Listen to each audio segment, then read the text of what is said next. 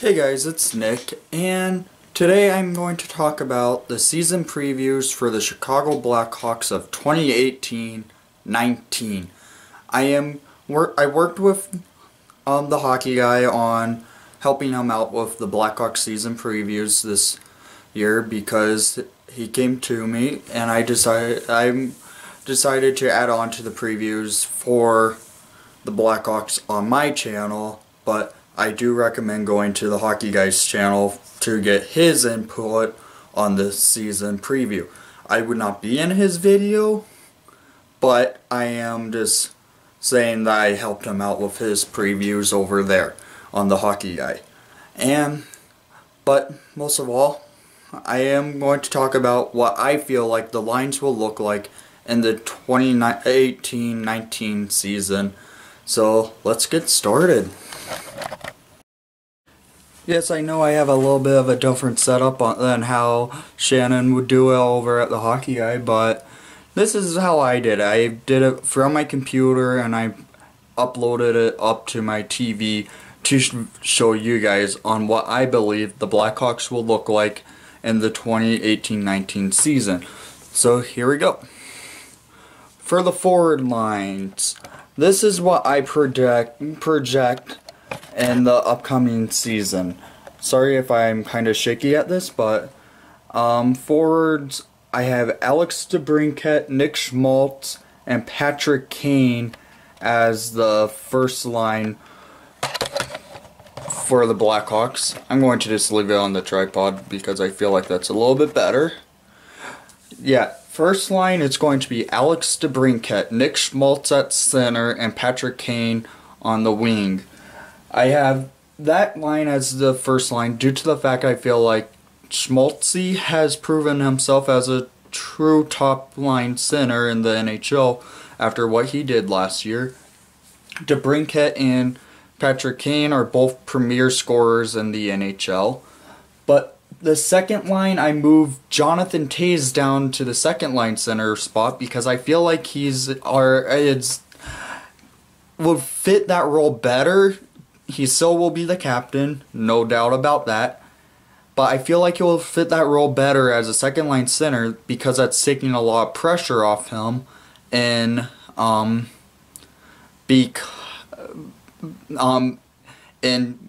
giving him a chance to score more. So his wingers will most likely be Brandon Saad as normal and Dylan Sekera. Yes, Dylan Sekera is a rookie who played a few games last season. And I think he fits into that second line with Jonathan Toews and Brandon Saad perfectly because he's that young, fast talent that Toews and Saad needs that can play a little bit of defense that can help him out pretty well. And I just think that line right there for second line is a solid second line in the NHL. So the third line, this one could be either the fourth line as well as the third. So I have Victor Ejdsell, Artem Anisimov, and Matthew Highmore as the third line in the Blackhawks lineup. You could even move John Hayden into the third line where Highmore is. But I have Highmore up there just because I feel like he's the more two-way forward the Hawks need. He can score. And Ejdsell, he's a young, talented player. He also could play in the second line, but I just think he fits better with Artem Anisimov and make that line a bigger line. Ejdsell's a big guy. So I have that as the big line in the Blackhawks. So the fourth line, I have Chris Kunitz, the new signing to the Blackhawks, who I still don't agree with having. David Kampf and John Hayden. John Hayden brings the grit to the team. David Kampf's a great centerman that's hard to even determine to have him out of the lineup, even though the player I have that could knock him out of the lineup is on the next page. That's in our depth sheet for offense. But David Camp is a premier centerman that can just win faceoffs without any issue. He didn't have a problem last year with it, so I feel like he needs to be in the lineup every night. And Chris Kunitz, he's going to bring the age, like the wisdom, to these young guys that he would be playing with. Kunitz is a 40-year-old forward. He's been in the NHL. He's won 4 Stanley Cups. None of them with the Blackhawks, but whatever. If he could help teach these young guys on the Blackhawks, I think he can help out Camp and Hayden pretty well in growing their development. So let's get to the depth for the forwards. Forward depth, I have Marcus Kruger who could be the 4th liner for defensive reasons, due to the fact when he was on the Blackhawks' first stint, he was a big time penalty killer, and that's what we missed when we lost him. Then Schroeder, he can fit in whenever we need grit on the game. If there's, like, we're playing the Blues, for instance, we need more grit, we can fit him in somewhere. Kahan, he's a rookie who signed from the Czech Republic, I want to say. I can't remember, but I honestly think it's Kahan. He's from the Czech Republic, I want to say, who is a left winger who can move. I just think has that chance in making the Blackhawks as a depth player, as a role player for the Blackhawks if they need scoring or something like that. Then Martinen, he played last year. I didn't see his good potential all that much. He wears the number 29. I still disagree with that one being worn by him after who wore it before him, but that's me. But I think these are who I expect to see on the Blackhawks as depth players, and if they need to come in, they come in. If they aren't in, it's not a big loss in the lineup. But let's go to the defense, because this one's going to probably lead to some arguments with other teams on where I have a couple of these players. Okay, well, the Blackhawks projected defense. I honestly feel like the first defensive pairing of Duncan Keith and Henri Jokiharju would work out perfectly, because Jokiharju brings youth and speed that takes off what Duncan Keith has lost in his game. Jokiharju is a good two-way defenseman who can go up and score if he needs to. And Duncan Keith can teach Jokiharju as the factor that Yerky is only 19. I know he's 19 and I have him at a first-line defensive pairing, but honestly, I think he's better than any of the other defensemen that the Blackhawks have other than Duncan Keith at this time. So I have him sitting at as a number 2 defenseman with Duncan Keith on the first pairing. But, well, the second line, as of now, since I had it originally as Ruda and Forsling, who last year proved they were good defensive pairing, but with what happened yesterday, Forsling went out by having wrist surgery and he will be out for 14 weeks, and I believe he will be in Rockford to start the season. And so I put Ruda and Gusterson, who both are solid defensively, together. Gusterson, he's more of a liability when it comes to playing defense, but he can shoot. That's why I think he'll fit in right now until we have Forsling back. Then the bottom D pairing, I have Brent Seabrook and Brandon Manning. The reason why I have Manning on here, I still don't like Manning, but he's on here, is because I can't take off Seabrook for what all he's done in Chicago for the team. I think he can't leave the lineup ever, except for if Q wants to scratch him for younger defense for like a game or two if we need more speed. I think that's okay. But Brent Seabrook being one of the leaders of the Blackhawks, it would be hard to see him not in the lineup. But I have him as a third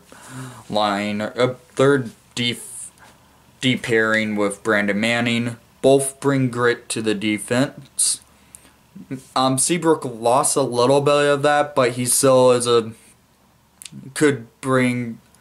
I predict this line right here just makes about 12 minutes of ice time, maybe in the upcoming season.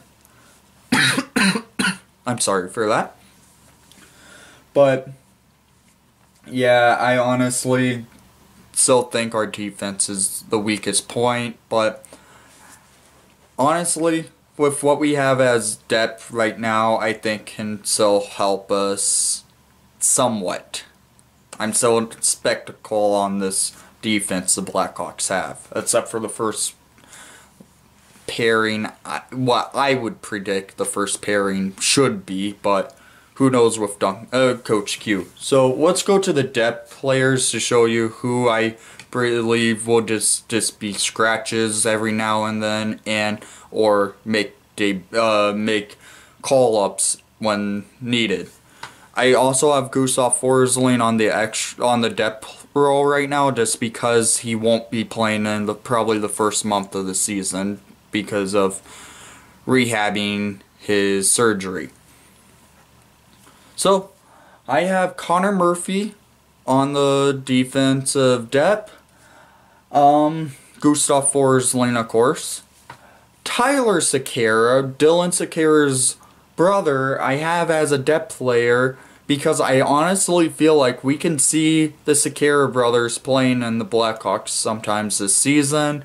If we need Sekera as a defenseman, I wouldn't want to complain because I think he can help out if needed. He would make his NHL debut this year if this happens.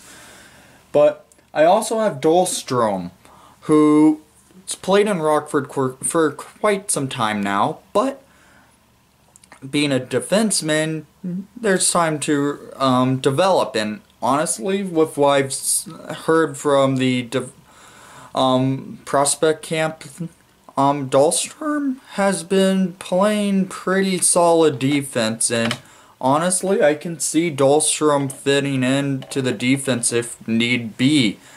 So all these players on this depth isn't that strong in my opinion. Like Connor Murphy last year was just a liability whenever he played, and Coach Q would have him in his doghouse every time, it seemed like. But so the depth for the Blackhawks isn't there that much, but it's still, we have some. But let's get to goalies, and I think you'll be okay with the goalies. Well, projected goalies, Corey Crawford. The reason why there's 2 asterisks there is for health. Because he's still not 100%. He said that at the Blackhawks convention that he was not 100%. And with health, you need to be careful on that because it could be life or death for players in the NHL. Then backup Cam Ward, he couldn't be a starter if Corey Crawford's out because Cam Ward's been a starter and basically his entire career until this upcoming season. He'll be backing up Corey Crawford. Third stream, Colin Delia, I think would be a solid third streamer if Corey Crawford's out. Delia will be back up to Cam Ward So I think that's a solid goalie tandem, what the Blackhawks have right now. But, emergency backup, I forgot to put on here, but we all know who that is. It's the GOAT. And, so, for the Blackhawks, projected lines for me is, basically I've shown you what I think would happen in the Blackhawks upcoming season for projected lines, but I think there could be a few other changes upcoming when needed. But that's all on the projected lines, but I will be right back. Okay guys, so I showed you what I previewed for the Blackhawks this upcoming season, because these are what I'm predicting, but who knows, anything can happen from training camp coming up. But, so leave a comment down below, make sure to go over to the Hockey Guy's channel for his Blackhawks previews, and we'll by leaving a comment down below, make sure to say like what you think the Blackhawks could look like in the upcoming season, because I could still be wrong.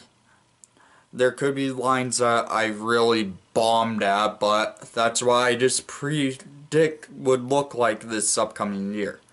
So say what you think would look like on the lines down there. And well, don't forget to like and subscribe if you haven't done so already. Go over to the Hockey Guy to see his previews.